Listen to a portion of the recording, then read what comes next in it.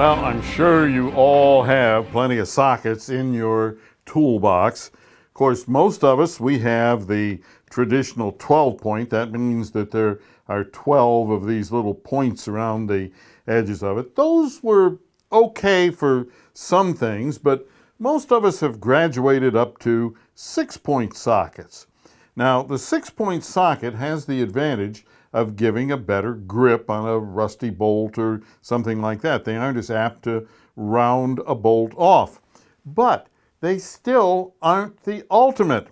You see, there's something brand new.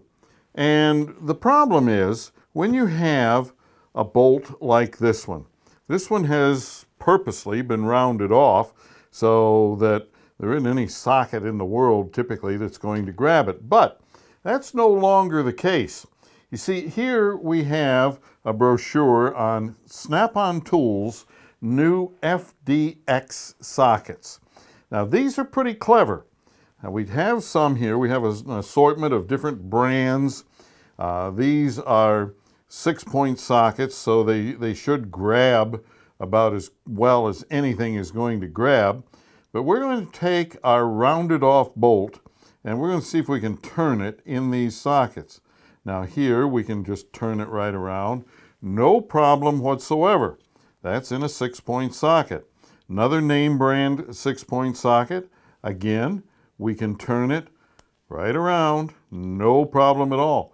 You would not be able to grab this bolt and turn it if it was on a car with any one of these sockets because it just slips on it.